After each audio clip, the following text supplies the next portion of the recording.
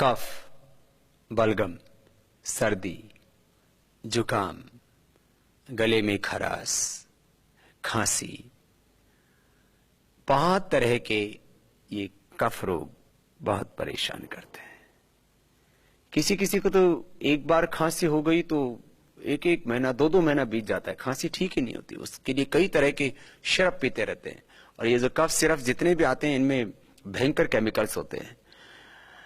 Allopathy का तो कफ सिर्फ यदि बच्चे ज्यादा मात्रा में पी लेते हैं तो कई बार मौत तक हो जाती है। पिछले दिनों में जब कनाडा गया हुआ था तो मैंने देखा वहां जॉनसन एंड जॉनसन कंपनी के ऊपर काफी लोगों ने केस किए थे और उनको बहुत बड़ा हर्जाना देना पड़ा, क्योंकि बहुत से बच्चों की मौत हो चुकी थी कफ सिरप पीने से।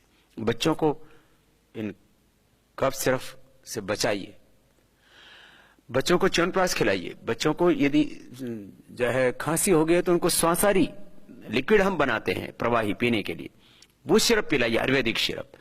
पहले माताएं जो है मुलेठी बच्चों को बनफसा, भासा, तुलसी, अदरक ही पिलाया करती थी।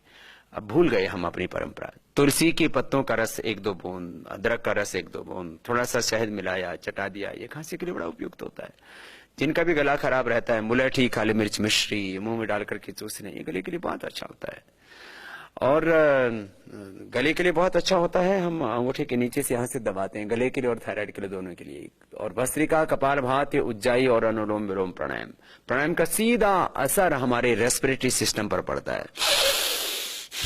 चाहे भस्त्रिका हो, कपालभाति हो, उज्जाई हो या अनुलोम विलोम प्राणायाम हो, सीधा हमारा रेस्पिरेटरी सिस्टम स्ट्रांग होता है। जिसका रेस्पिरेटरी सिस्टम स्ट्रांग होता है उसको कफ की कोई प्रॉब्लम हो ही नहीं सकती है। कफ बलगम के लिए सौंठ, पीपल, काली मिर्च, इसको त्रिकुटा बोलते हैं। त्रिकुटा और त्रिफला हमारे यहाँ आयुर्वेद में बहुत प्रसिद्ध औषधियां हैं। ये सौंठ, पीपल, काली मिर्च, त्रिकुटा 1-1 ग्राम शहद के साथ चाटने से किसी भी तरह का कफ हो, बलगम की प्रॉब्लम हो, ठीक हो जाती है। और बहुत क्रोनिक कफ होने पर 20 ग्राम त्रिकुटा, 20 ग्राम से 25 ग्राम सितुपलादी और 20 ग्राम स्वासारी, 5 ग्राम अभ्रक भस्म, 5 ग्राम प्रवाल पृष्टि, 10 ग्राम अमृता सत। और बहुत क्रोनिक है तो 2-3 ग्राम स्वर्ण संत माती इसमें मिला देते हैं और ये शहद से 1-1 ग्राम चटा देते हैं। तो कैसा ही कफ हो, कोल्ड हो, सर्दी हो, जुकाम हो, पुराने से पुराना नजला हो, ये सब का सब इससे ठीक हो जाता है। आयुर्वेद में तो बहुत औषधियां हैं कफ बलगम के लिए, लेकिन तुलसी ऐसी सुबह आप 2-3 पत्ते आप खा लेते हैं तो ये आपके कफ के लिए बहुत अच्छी होती है। दूध में हल्दी डाल करके लेते हैं, ये कफ के लिए बहुत अच्छी होती है। दूध में 1-2 बूंद शिलाजीत ले लेते हैं, ये कफ के लिए बहुत अच्छी होती है। 1-1 चम्मच च्यवनप्राश, वो ओरिजिनल च्यवनप्राश होना चाहिए, जैसे हमारे ऋषि मुनियों ने बताया, महर्षि चरक ने, महर्षि सुश्रुत, धन्वंतरी आदि ने बताया, वैसा च्यवनप्राश होना चाहिए। वह भी आपके रेस्पिरेटरी सिस्टम को बहुत स्ट्रांग करता है और कफ बलगम से आपको बचाता है। जिनको भी कफ की प्रॉब्लम है, मोटापा है, पेट खराब रहता है, वो गर्म पानी पिया करे। ठंडा पानी पीने से भी कफ की प्रॉब्लम बढ़ जाती है।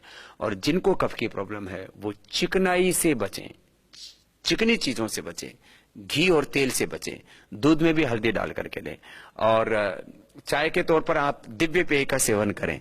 इससे आपको कफ रोगों से तुरंत छुटकारा मिलेगा और प्राणायाम करने वाले को तो कभी कफ का रोग होगा ही नहीं।